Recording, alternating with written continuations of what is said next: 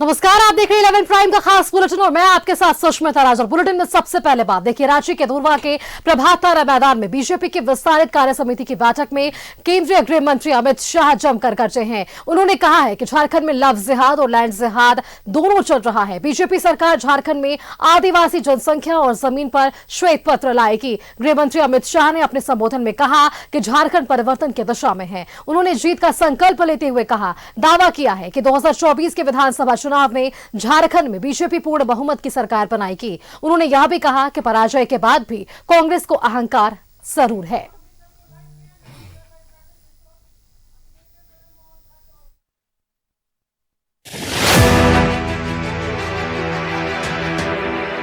और बहनों, ये विस्तृत सम्मेलन के अंदर झारखंड के हर बूथ से कार्यकर्ता आए हैं। मैं आप सभी का मनपूर्वक अभिनंदन करना चाहता हूं कि आपकी ताकत से ही झारखंड में 9 सीटें जीतकर कमल का झंडा फहराने का काम आप सभी ने किया। 9 सीटें तो जीते हैं, मगर इसके साथ साथ 52 सीटों पर कमल खिलाने का काम भारतीय जनता पार्टी के पक्ष में झारखंड की सरकार ने किया है। 81 में से 52 सीटें, उस पर भारतीय जनता पार्टी को बढ़त मिली। ये बताता है कि आने वाले दिनों में सरकार किसकी बनने वाली है। भाई जरा जोर से बोलो, किसकी बनने वाली है? और जोर से बोलो, किसकी बनने वाली है? मैं आज बताकर जाता हूं, कांग्रेस वालों, हेमंत सोरेन जी लिख कर रख लो, दीवार पर लिखा हुआ मैं पढ़ पाता हूं। झारखंड में 24 के चुनाव में पूर्ण बहुमत से भारतीय जनता पार्टी की सरकार बनने जा रही है।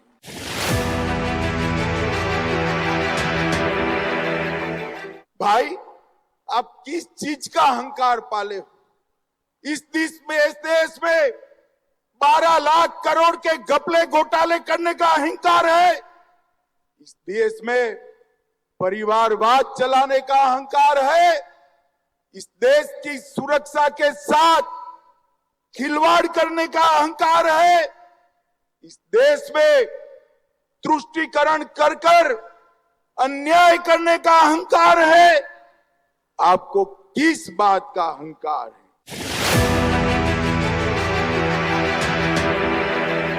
झारखंड ये हमेशा से नक्सलवाद से पीड़ित राज्य था, मगर नरेंद्र मोदी जी ने बिहार और झारखंड से 10 साल में नक्सलवाद को समाप्त कर झारखंड को नक्सलवाद से मुक्त राज्य बनाने का काम अगर किसी ने किया तो हमारे नेता नरेंद्र मोदी ने।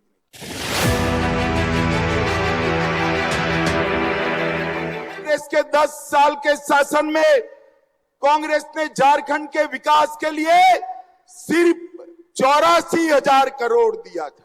कितना रुपया दिया था भाई? मैं फिर से कहता हूं, 84,000 करोड़। जरा जोर से बोलिए, कितना? 10 साल में कांग्रेस ने 84,000 करोड़ दिया। नरेंद्र मोदी जी ने 84,000 करोड़ के सामने 10 साल में 3,84,000 करोड़ रुपया देने का काम नरेंद्र मोदी जी।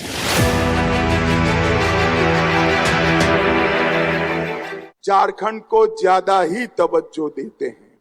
आयुष्मान भारत योजना अगर लॉन्च की तो झारखंड से की, मुद्रा योजना अगर लॉन्च की तो झारखंड से की, और पीएम जनमन भी कहीं से लॉन्च की तो धरती आबा भगवान बिरसा मुंडा के गांव से लॉन्च की। और बिरसा मुंडा के गांव में जाने वाले पहले प्रधानमंत्री हमारे नरेंद्र मोदी। अगर कोई सरकार है तो ये झारखंड मुक्ति मोर्चा की। मुझे एक बात बताइए, इतने बड़े सभागार में हजारों कार्यकर्ता है, किसी ने 300 करोड़ एक साथ देखा है क्या? जरा जोर से बोलिए, देखा है? एक सांसद के घर से 300 करोड़ मिलता है, एक मंत्री के पीए के घर से 30 करोड़ मिलता है। मैं पूछना चाहता हूं, ये पैसा किसका है? कांग्रेस पार्टी जवाब दे। और कांग्रेस पार्टी ये भ्रष्टाचारियों को लेकर आगे बढ़ती है, हेमंत सोरेन भी आगे। भाइयों बहनों, मैं कह कर जाता हूं, जिन मंत्री के पीए के घर से 30 करोड़ रुपया मिला, कांग्रेस पार्टी उसको फिर से टिकट देने वाली है।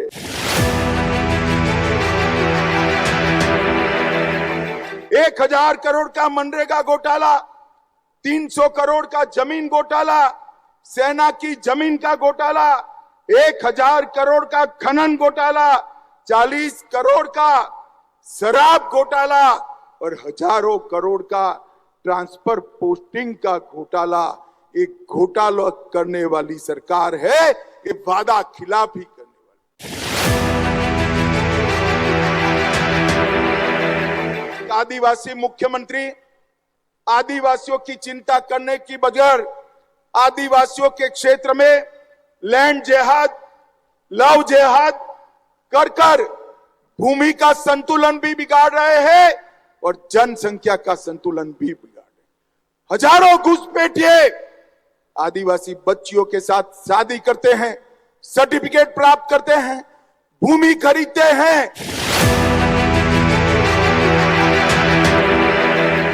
और आने वाले दिनों में आदिवासी जनसंख्या घटने वाली है। अब भी घट गई है। बाबूलाल जी ने कहा है वो सही है। देश भर में कहीं आदिवासी जनसंख्या कम हो रही है, केवल और केवल झारखंड में हो रही है। आप भारतीय जनता पार्टी की सरकार बना दो, हम एक जनसंख्या के मामले में एक व्हाइट पेपर लाकर हमारे आदिवासियों की भूमि और जनसंख्या और आरक्षण तीनों हम सुरक्षित करेंगे।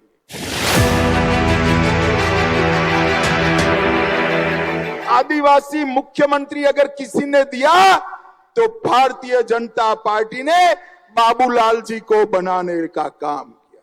सबसे पहली आदिवासी राष्ट्रपति अगर किसी ने दी तो यही संथाल से भारतीय जनता पार्टी और नरेंद्र मोदी जी ने दी।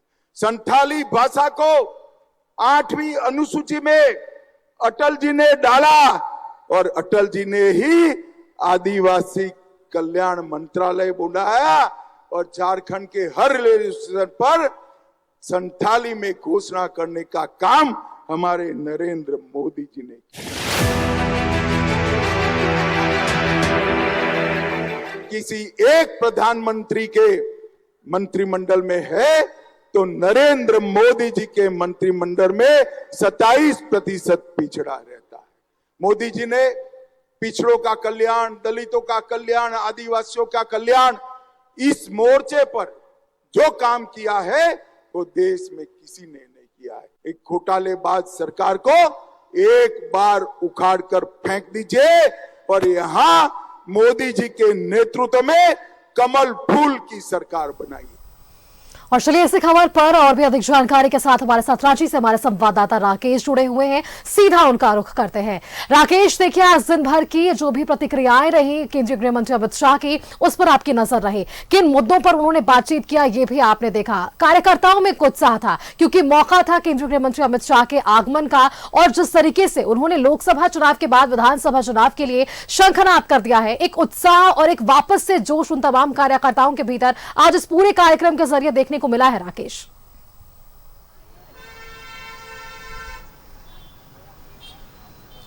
बिल्कुल, देखिए उत्साह से लबरेज थे बीजेपी के तमाम कार्यकर्ता जो विस्तारित कार्य समिति की बैठक में पहुंचे थे। तकरीबन 25,000 की तादाद थी कार्यकर्ताओं की। तो इससे आप अंदाजा लगा सकते हैं कि बीजेपी आने वाले जो चुनाव है 2024 में, यहाँ जो विधानसभा के चुनाव होने वाले हैं, उसको लेकर अभी से ही पूरी तरीके से तैयार है।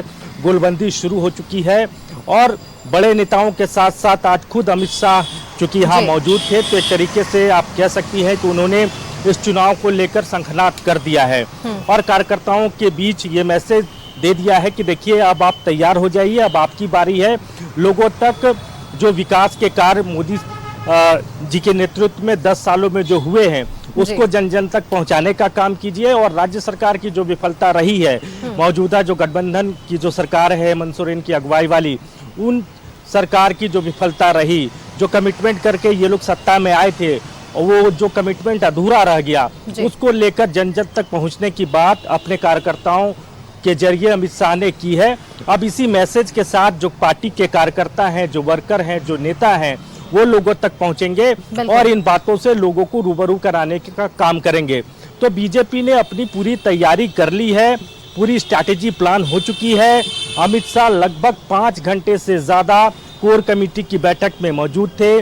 तमाम बीजेपी के बड़े चेहरे उस कोर कमेटी में थे, चाहे आप बाबूलाल मरांडी की बात कर ले, इसके अलावा अगर हम बात करें अर्जुन मुंडा की मौजूदगी थी, अन्नपूर्णा देवी की मौजूदगी थी, जो यहाँ के लोकसभा के प्रभारी हैं शिवराज सिंह चौहान वो मौजूद थे, सहप्रभारी जो हैं हेमंता विश्व शर्मा उनकी मौजूदगी थी। प्रदेश बीजेपी के कई सांसद, कई विधायक उस कोर कमेटी का हिस्सा हैं, तो उनकी भी मौजूदगी थी और उनको कई महत्वपूर्ण टिप्स जो हैं वो दिया गया है। और इस बात को लेकर भी चर्चा है, जो जानकारी निकल कर आ रही है कि तमाम सीटों पर आज की जो कोर कमेटी की बैठक थी उसमें आकलन किया गया है कि किस सीट पर क्या संभावना हो सकती है, कौन चेहरा हो सकता है। ये भी कहा जा रहा है कि इसी महीने या फिर अगले महीने के फर्स्ट वीक तक हो सकता है कि बीजेपी उम्मीदवारों की पहली सूची भी जारी कर दे। तो उस पर भी आज की कोर कमेटी की बैठक में मंथन हुआ है, उस पर भी चिंतन हुआ है और एक एक उम्मीदवारों के नाम पर उनके चयन को लेकर कई तरह की चीज़ें जो है बैठक में हुई हैं। तो बहुत संभव है कि इसी महीने या अगले महीने के फर्स्ट वीक तक हो सकता है कि प्रथम सूची 15 या 20 लोगों का जो उम्मीदवार होंगे विधानसभा चुनाव के, उनकी सूची जो है वो बीजेपी जारी कर दे। सुस्मिता। बिल्कुल राकेश, बड़ी जानकारी है ये, क्योंकि विधानसभा चुनाव के मद्देनजर ये जानकारी महत्वपूर्ण है कि आखिरकार वो कौन से उम्मीदवार होंगे। लेकिन राकेश, अगर गौर कीजिएगा आज केंद्रीय गृह मंत्री के आगमन को लेकर और उनके दौरे को लेकर, वे सबसे पहले जब राजधानी पहुंचते हैं तो बिरसा चौक जाते हैं, वहां पर बिरसा मुंडा भगवान की प्रतिमा पर माल्यार्पण करते हैं और उनका जब संबोधन भी शुरू होता है उस वक्त भी वे बिरसा भगवान की प्रतिमा के बारे में जिक्र कर रहे थे। उन्होंने बताया कि वे बिरसा चौक गए, तो कहीं ना कहीं उनके अभिभाषण पर भी अगर ध्यान दिया जाए राकेश, तो लगातार वो बीजेपी पर वो जोर देते हुए नजर आए कि बीजेपी ने आदिवासियों को वह पहचान दिलाई। अटल बिहारी वाजपेयी जी ने वो पहचान बीजेपी से और आदिवासियों को दी है और कहीं ना कहीं झारखंड की जो सरकार है वो आदिवासियों को छलने का काम कर रही है। तो क्या इससे ये कहा जा सकता है राकेश कि कहीं ना कहीं विधानसभा चुनाव में आदिवासी वोट साधने की ये कोशिश है?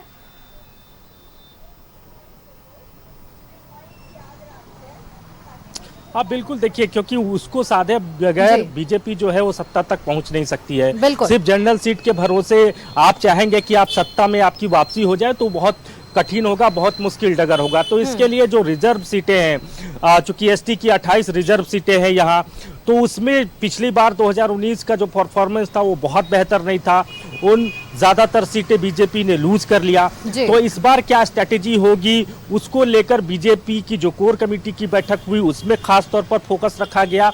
और एक जो आपने गौर किया होगा, जब अमित शाह भाषण दे रहे थे विस्तारित कार्य समिति की बैठक में, तो उन्होंने एक बड़ा कमिटमेंट आदिवासी वर्गों से किया। उन्होंने कहा कि हमारी सरकार बनाइए, हमारी सरकार को सत्ता में लाइए और जो आरक्षण का आपका मामला है, जो आपके भूमि से जुड़ा हुआ मामला है, जो आपके पहचान से जुड़ा हुआ मामला है, उसको हम लोग अधिकार देने का काम करेंगे। तो आदिवासियों को साधने की कोशिश भी की गई, उनके साथ कमिटमेंट भी किया गया और ये इसलिए भी किया गया क्योंकि देखिए जो रिजर्व सीटें हैं जहां बीजेपी कमजोर है, तो उनको लगता है कि जब तक इनको साधा नहीं जाएगा तब तक सत्ता की राह, क्योंकि राकेश देखिए गौर कीजिए, लोकसभा में भी हमने देखा कि 5 ऐसी रिजर्व सीटों पर भी बीजेपी को हार मिली। तो क्या ये वही बौखलाहट है? क्योंकि उस वक्त भी लोकसभा चुनाव के वक्त भी इस मुद्दे को बड़ा मुद्दा बनाया गया था, क्योंकि ये कहा जा रहा था कि बीजेपी रिजर्व सीटों को नहीं साध पाए। क्या यही कारण इसे माना जा सकता है राकेश?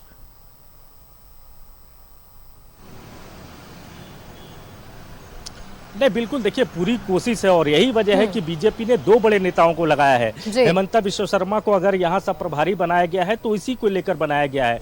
शिवराज सिंह चौहान को अगर जिम्मेवारी दी गई है तो इसी के लिए जिम्मेवारी दी गई है कि वो जहाँ बीजेपी का कमजोर कड़ी है, जो बीजेपी पिछले बार जिनको साथ नहीं पाई थी, अपने साथ जोड़ नहीं पाई थी, उसको इस बार कैसे साधा जाए, उसको इस बार कैसे जोड़ा जाए, इसी स्ट्रैटेजी पर बीजेपी का सबसे ज्यादा फोकस है और सबसे ज्यादा काम हो रहा है। आज जो कोर कमेटी की बैठक हुई जिसमें अमित शाह की मौजूदगी थी और तकरीबन 5 घंटे से ज्यादा ये कोर कमेटी की बैठक चली है। आप समझिए कि देश का गृह मंत्री किसी राज्य में हो और चुनावी दृष्टिकोण से वहां 5 घंटे से ज्यादा समय दे रहा हो तो आप अंदाजा लगा सकते हैं कि झारखंड को लेकर बीजेपी कितनी ज्यादा सक्रिय है। उनकी सक्रियता इसी बात से अंदाजा लगाया जा सकता है। तो रिजर्व सीटों पर बीजेपी की अलग स्ट्रैटेजी काम कर रही है, सामान्य सीटों को लेकर बीजेपी की अलग स्ट्रैटेजी काम कर रही है और यही वजह है कि बीजेपी जो है वो झारखंड को लेकर सबसे ज्यादा मौजूदा वक्त में फोकस कर रही है। और संभवतः जो जानकारी निकल कर आ रही है कि पहले ही उम्मीदवारों का नाम का घोषणा हो जाएगा ताकि उम्मीदवार समय से पहले अपनी सक्रियता उस विधानसभा। चलिए राकेश, अगर ऐसा होता है तो बीजेपी जो कहती आई है कि ना सिर्फ चुनाव के वक्त बल्कि 12 महीने और हर वक्त बीजेपी चुनावी मोड में रहती है, ये बातें शायद सामने साफ हो जाए। चलिए राकेश, आप बने रहिए, आप हमारे साथ, आपसे लगातार अपडेट लेते रहेंगे और जानकारी आपसे और भी लेंगे कि क्या कुछ आज के इस दिन में केंद्रीय गृह मंत्री अमित शाह ने चुनावी मंत्र दिए हैं अपने कार्यकर्ताओं को। केंद्रीय गृह मंत्री अमित शाह के आगमन को लेकर हम बातचीत कर रहे थे। रांची से हमारे साथ संवाददाता राजेश भी जुड़ चुके हैं और राकेश भी हमारे साथ जुड़े हुए हैं। सवाल पहले राकेश से ही लेना चाहूंगी क्योंकि हम आदिवासी वोट पर बात कर रहे थे राकेश, और देखिए आज एक मंच पर जब अमित शाह ने तमाम मुद्दों को रखा है तो आदिवासियत की भी बात उन्होंने मुखर होकर सामने रखी है। एक चीज तो उन्होंने स्पष्ट कर दी है कि आदिवासी जनसंख्या और जमीन पर श्वेत पत्र बीजेपी सरकार लाने वाली है। तो कहीं ना कहीं कुछ चीजों पर बीजेपी सजग है और साफ तौर पर यह कहती हुई नजर आ रही है कि आदिवासियों को छलने का काम जो झारखंड सरकार अब कर रही है उसे सीधे पलटने का काम बीजेपी सरकार करेगी। खुले मन से यह दावा है अमित शाह का।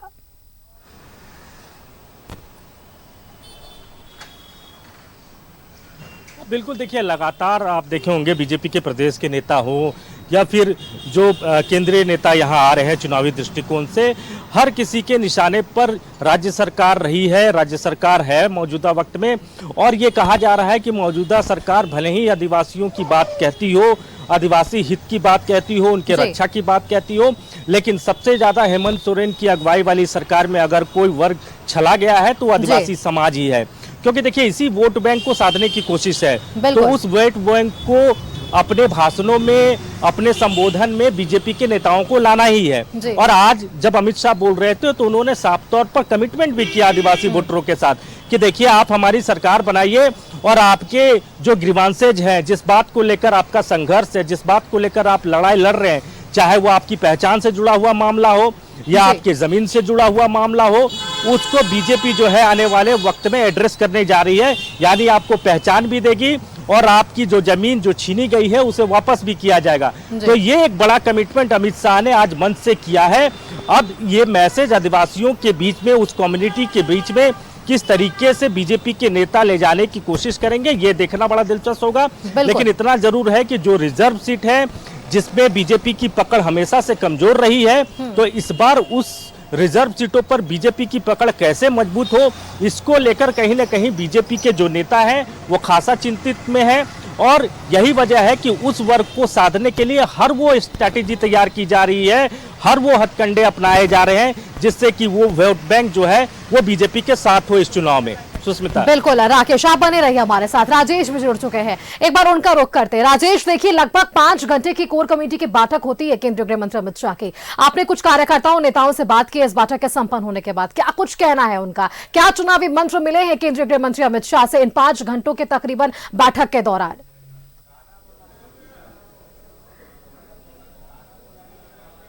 देखिए, जब विस्तारित कार्य समिति की बैठक संपन्न हुई तो उसमें कई ऐसे विषय आए थे जिसकी चर्चा उन्होंने मंच से भी की थी। जैसे कि अलग अलग क्षेत्रों में क्या क्या समस्या है, संथाल परगना में जो लव जिहाद, लैंड जिहाद जैसे विषय हैं, इन सब चीज़ों को कैसे अलग करके देखना है, कैसे इसका समाधान देखना है, हमें क्या करना चाहिए। जो उस क्षेत्र के जो विधायक थे या फिर जो पार्टी के प्रमुख नेता थे उन सब के साथ ये सब चर्चा की गई। जाहिर तौर पर आप जानिए कि जो उन्होंने अपने संबोधन के दौरान कहा था कि बीजेपी की सरकार जब आएगी तो ज़मीन जो लूटी जा रही है कथित रूप से, और बांग्लादेशी घुसपैठिया वहाँ के स्थानीय आदिवासी युवती से विवाह करके जिस प्रकार से ज़मीन पर कब्जा जमा रहे हैं, और अन्य तरह की समस्याएं तो उत्पन्न हो ही रही, उन सब चीज़ों को लेकर सरकार जो है यानी बीजेपी की सरकार जब बनेगी तो एक श्वेत पत्र जारी किया जाएगा। इसका मतलब है कि अब बीजेपी इन सब चीज़ों को लेकर विधानसभा चुनाव में मैदान में उतरने वाली है। कई चूँकि देखिए यहाँ पर 26-27% आबादी बीजेपी की आदिवासी की है, तो इस विषय को, और 28 ऐसी सीटें हैं जहाँ पर वो रिजर्व है, एसटी रिजर्व सीटें, तो उनसे जुड़े मुद्दे को बीजेपी बहुत ही संवेदनशीलता के साथ उठाने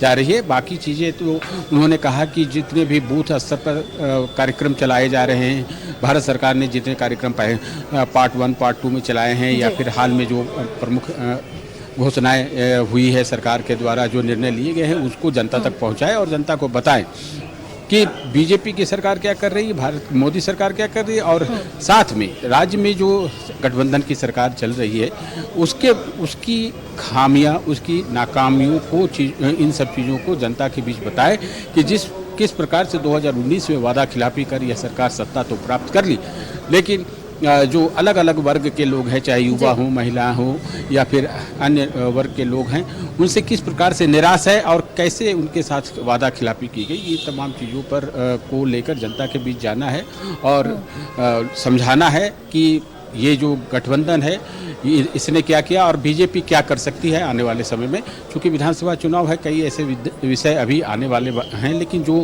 अभी फिलहाल जो कुछ संवेदनशील विषय है वो सब चीज़ों को धीरे धीरे हमें जनता तक जाना है। देखिए जिस तरीके से आज जो चुनावी मंत्र आज दिए हैं अमित शाह ने, अब उस पर बीजेपी किस तरीके से आगे बढ़ेगी ये देखेंगे। आप दोनों हमारे साथ बने रहिए, राजेश और राकेश, और भी चर्चा करेंगे, और क्योंकि आज मुद्दे बहुत सारे थे बीजेपी के पास, और इन मुद्दों पर बीजेपी ने मुखर होकर अपनी बातों को मन से साझा किया है। ना सिर्फ केंद्रीय गृह मंत्री अमित शाह ने, हिमंता बिस्वा शर्मा की बात कर ले, शिवराज सिंह चौहान की बात कर ले, इन दोनों प्रमुख नेताओं ने कई विषयों पर आज मंच पर ये तमाम विषयों पर बातचीत की है और साझा किया है कि ऐसे कौन से विशेष मुद्दे हैं जिस पर अब जो है विधानसभा चुनाव में बीजेपी आगे चुनाव लड़ेगी। लेकिन कोर कमेटी की बैठक संपन्न होने के बाद क्या कुछ कहते हैं कुछ नेताएं, आइए सीधा उनसे बात की है हमारे संवाददाता राजेश ने। क्या कुछ कहा है उन्होंने, आइए सुनते हैं।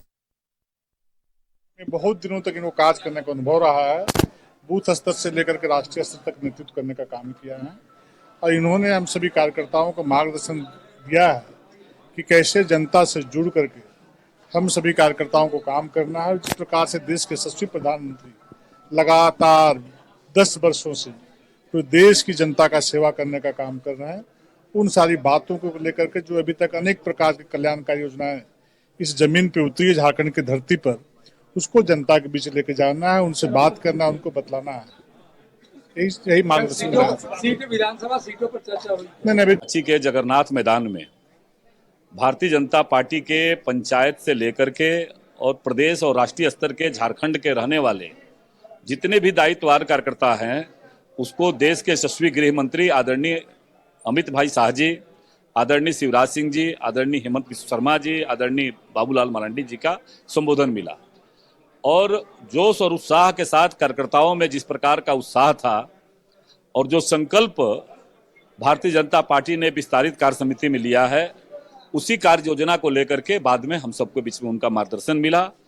निश्चित रूप से आने वाला समय में हम जहां एक और सड़क पर जनता के मुद्दे को लेकर के सड़क पर संघर्ष करने जा रहे हैं, नौजवानों के मुद्दे को लेकर के उनको रोजगार की जो भावना है उसको लेकर संघर्ष कर रहे हैं, महिलाओं की जो असुरक्षा का सवाल है उसको लेकर के संघर्ष कर रहे हैं, वहीं दूसरी ओर झूठे वादे और नारे देकर के जेएमएम कांग्रेस की सरकार जो सत्ता में आई थी, इनकी भावनाओं को उनसे हिसाब मांगने को लेकर के हम गांव के चौपाल से लेकर के और प्रदेश की राजधानी तक उन वादों नारों को याद दिलाते हुए सरकार से सदन के अंदर हिसाब मांगने का काम करने वाले हैं, और अपनी संगठनात्मक दक्षता का विस्तार करते हुए हम आने वाला समय में भारतीय जनता पार्टी विजय के संकल्प अभियान के साथ उसकी कार्य योजना पर हम सबको बीच में उनका गृह मंत्री जी का मार्गदर्शन हुआ, और हम आने वाले समय में यह विश्वास है जिस प्रकार से कार्यकर्ताओं का उत्साह है, राज्य की जनता ने लोकसभा चुनाव में जो जनादेश दिया है, उस आधार पर हम भारतीय जनता पार्टी की सरकार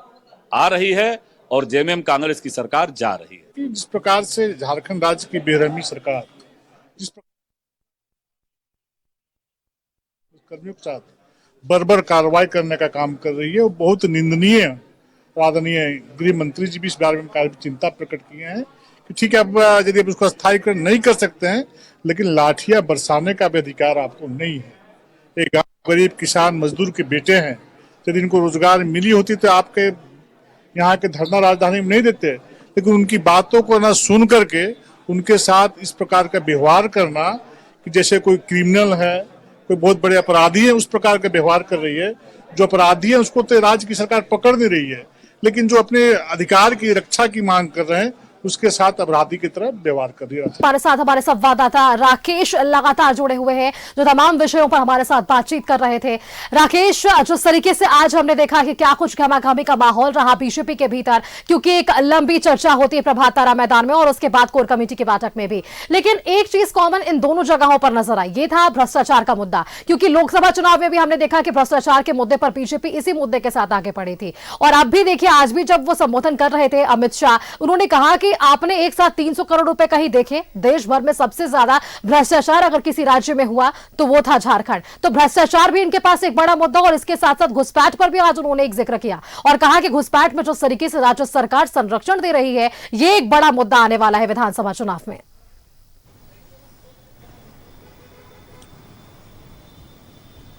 नहीं, देखिए, कई मुद्दे हैं और कई मोर्चों पर एक साथ बीजेपी जो है वो मौजूदा सरकार को लेकर आक्रामक है। चाहे आप लॉ एंड ऑर्डर का बात कर ले या फिर भ्रष्टाचार एक बड़ा विषय जरूर है, और इसको लेकर लगातार बीजेपी के नेता आक्रामक रहे हैं। और आज भी आपने देखा होगा कि अमित शाह ने मंच से भ्रष्टाचार का जिक्र किया। उन्होंने आलमगीर आलम के यहाँ से जो पैसे मिले उसका जिक्र किया।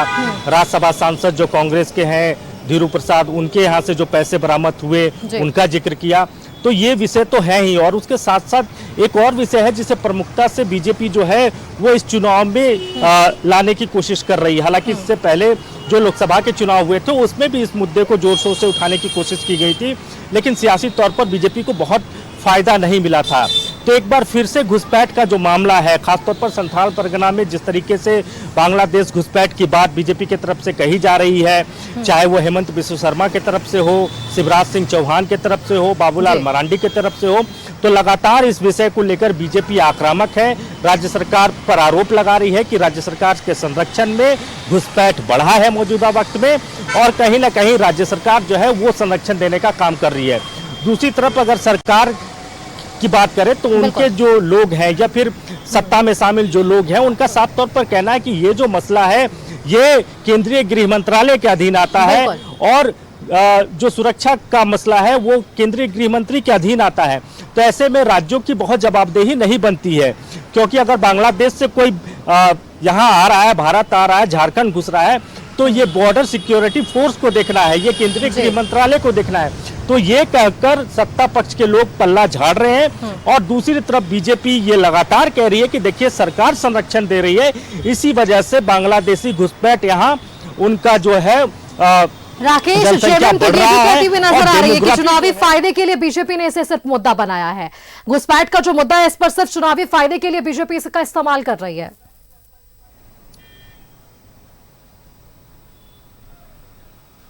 अब बिल्कुल, देखिए, लोकसभा चुनाव में भी इस मुद्दे को उठाने की कोशिश की गई थी, लेकिन सियासी तौर पर बहुत फायदा नहीं मिला था। एक बार फिर इसी मुद्दे को केंद्र बिंदु में रखकर बीजेपी जो है वो चुनाव में जाना चाहती है, और उसके साथ साथ भ्रष्टाचार का भी मुद्दा है, महिला सुरक्षा का मुद्दा है, युवाओं के रोजगार का मुद्दा है। तो ऐसे कई मुद्दे हैं जिसके आश्रय बीजेपी को लगता है कि अगर वो चुनाव में जाते हैं तो उनको फायदा मिलेगा। अब देखना होगा कि जो वोटर्स हैं झारखंड के, उनका मूड और मिजाज क्या है, लेकिन इतना जरूर है कि इन मुद्दों का असर होगा, और यही वजह है कि बीजेपी के तमाम बड़े चेहरे इन मुद्दों को समय समय पर उठाते रहे हैं। जैसे जैसे चुनाव नजदीक आ रहा है, आप देख रहे होंगे कि घुसपैठ के मुद्दे को बहुत जोर शोर से उठाने की कोशिश बीजेपी के नेताओं की तरफ से की जा रही है। सुष्मिता, बिल्कुल, राकेश आप बने रहिए। देखिए, राजेश हमारे साथ जुड़े हुए हैं। राजेश, देखिए, आपकी तस्वीरें हम तक पहुंच पा रही है। केंद्रीय कृषि मंत्री शिवराज सिंह चौहान, तस्वीरों के माध्यम से हम देख पा रहे हैं उन्हें कि वे प्रदेश कार्यालय में वहां पर मौजूद हैं। उनसे बात संभव है क्या? उनसे बातचीत संभव है राजेश वहां पर?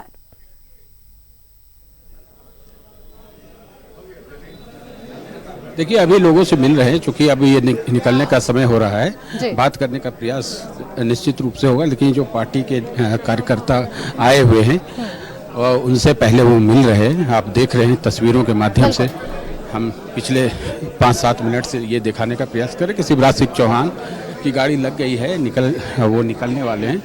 लेकिन चूँकि कार्यकर्ताओं के प्रति इन लोगों की एक विशेष श्रद्धा होती है, या आप कहें कि कार्यकर्ताओं को तो ये लोग देवतुल्य कार्यकर्ता कहते हैं, तो इसमें शिवराज सिंह चौहान बहुत लोकप्रिय नेता रहे हैं और कार्यकर्ताओं के बीच इनकी एक अच्छी पहचान रही है। यही कारण है कि इन्होंने मध्य प्रदेश में इतने दिनों तक मुख्यमंत्री के रूप में शासन किया। तो कार्यकर्ता इनका आधार है, पार्टी का ही आधार है, और ये किसी को निराश नहीं करना चाहते। देखिए ये शिवराज सिंह चौहान पार्टी के कार्यकर्ताओं से मिलते हुए कुछ फीडबैक वगैरह लेते हुए, क्योंकि इनका आना जाना लगा रहेगा, इसलिए ये सारी चीज़ें ये बता रहे हैं कि मैं फिर जल्द ही आऊँगा, क्योंकि प्रभारी हैं, तो ऐसे में प्रभारी होने के नाते इनका जो है एक विशेष यहाँ पर काम है या कर्तव्य है, ड्यूटी एक लगी है पार्टी की ओर से, तो उसको निभाने के लिए वो बड़े ही तत्पर है और वो मानते हैं। कई बार उन्होंने कहा है कि कार्यकर्ता ही पार्टी की पूंजी है, और आज आपने देखा भी होगा कि अमित शाह जो हैं वो उन्होंने भी कहा कि हमारे जो कार्यकर्ता हैं वही मालिक हैं। देखिए देवतुल्य कार्यकर्ता, मालिक, ये सारे शब्द हैं, क्योंकि पार्टी किसी की बदौलत अगर चलती है तो वो कार्यकर्ताओं के बल पर चलती है। जीत हार जो भी होती है उसी के बल पर होती है। आज विश्व की सबसे बड़ी पार्टी बीजेपी बनी है, तो ऐसे ही नहीं बनी है, ये सब कार्यकर्ताओं की बदौलत है। और कार्यकर्ताओं का मनोबल ऊंचा रखने के लिए ये जो बड़े चेहरे हैं पार्टी के, वो देखिए किस प्रकार से मिलते जुलते हैं, उनकी भावना की कदर करते हैं। क्योंकि इन्हें अभी जाना भी है, इनकी फ़्लाइट भी है, ये जाएंगे भी। आज तो आए थे अमित शाह के साथ ही उन्हीं के विशेष फ्लाइट में, लेकिन अब इन्हें जाना है। हिमंता बिस्वा शर्मा निकल गए हैं। आज का जो ये कार्यक्रम था, बड़ा कार्यक्रम था, उस लिहाज से आप देखिए हम जी दिखा रहे हैं। अब इनके जाने का समय हो रहा, चाह रहे हैं वो निकलने, लेकिन कार्यकर्ताओं की भीड़ इन्हें घेरे हुई है और किसी को निराश नहीं करना चाहते हैं।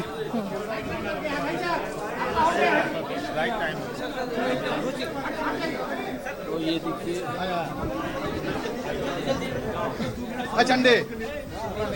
सर पूरा कार्यकर्ताओं आज बाइट नहीं देना, कार्यकर्ताओं से मिलना है। कार्यकर्ता घेरे हुए, आपको जाने नहीं दे रहे। कार्यकर्ता घेरे नहीं है, प्रेम से मिल रहे हैं। और सर कैसा रहा आज का कार्यक्रम?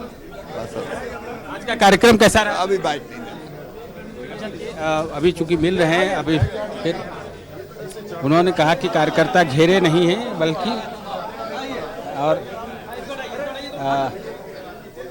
दिन रात लाइव हटिए ना, कितना लाइव दीजिएगा, हटिए। तो ये दिखाइए, हम अपने वहाँ विधायक भी हैं, अनंत ओझा हैं, राज्यसभा सांसद हैं, ये सभी लोग हैं। अब देखिए ये वो तो मैं विशेष प्रयास किया, जाते वक्त क्या करते हैं। आगे कोई नहीं जाएगा, एकदम उधर के चल गया उनको। चलिए आप तस्वीरें दिखाते रहिए। राजेश, राकेश भी हमारे साथ जुड़े हुए। राकेश, लगभग तमाम मुद्दों पर हमने बातचीत करी, लेकिन देखिए आज एक और चीज जो है वो चहल पहल हमें देखने को मिला प्रदेश कार्यालय में, और वो था सहायक पुलिसकर्मियों के प्रतिनिधि मंडल से मुलाकात। प्रतिनिधि मंडल भी वहां पर पहुंचता है, उनसे भी मुलाकात क्या हुई है अमित शाह की, वहां से क्या कुछ निष्कर्ष निकल कर आ पाया है सामने?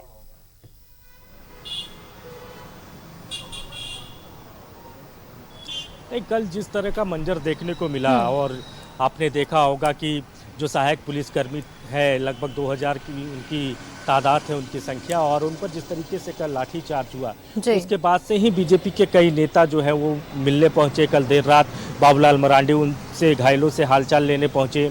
इसके अलावा आज आपने देखा होगा कि जो यहाँ के सह प्रभारी बनाए गए हैं विधानसभा चुनाव के, असम के जो मुख्यमंत्री हेमंत बिश्व शर्मा, वो रिम्स पहुंचते हैं, घायलों से हालचाल लेते हैं और उसके बाद एक डेलीगेशन को बीजेपी प्रदेश कार्यालय बुलाया जाता है। अमित शाह उनसे मिलना चाहते हैं और 5 लोगों का एक डेलीगेशन जो है वो बीजेपी दफ्तर पहुंचा, बीजेपी हेडक्वार्टर पहुंचा और वहां उनको अंदर ले जाया गया। बहुत संभव है कि उनकी मुलाकात अमित शाह से हुई, हालांकि अंदर की तस्वीर हम दिखा पाने में असमर्थ हैं, लेकिन उनको अंदर बुलाया गया था, अमित शाह से उनकी मुलाकात हुई है और अपनी पीड़ा से उन्होंने केंद्रीय गृह मंत्री को अवगत कराया है। कल आपने देखा होगा कि जब बाबूलाल मिलने पहुंचे थे तो उन्होंने साफ तौर पर 2 बातें कही। एक तो ये कहा कि देखिए 2-3 महीने के बाद हमारी सरकार बनने जा रही है, ऐसे में जो सहायक शब्द है, इनके सामने जो सहायक शब्द लगा हुआ है उसको हम हटाने का काम करेंगे, यानी सहायक पुलिसकर्मियों को उन्होंने परमानेंट करने की बात कही। ये भी कहा कि जो पहली कैबिनेट होगी हमारी सरकार की, उसी कैबिनेट में इनके समस्या का समाधान हो जाएगा। तो कहीं ना कहीं एक सहानुभूति दिखाने की कोशिश बीजेपी की रही है इन पुलिसकर्मियों के साथ।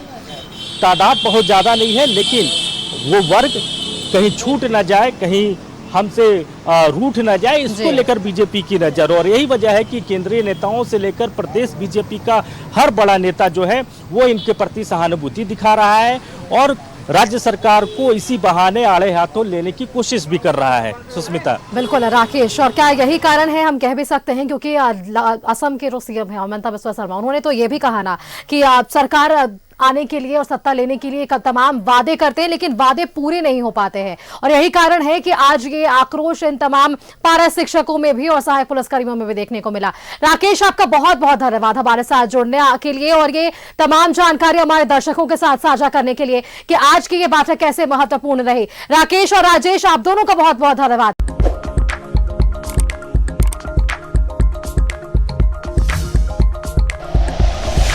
Like and share videos, subscribe करें हमारा चैनल और प्रेस करें बेल आइकॉन। न्यूज़ 11 भारत, सच है तो दिखेगा।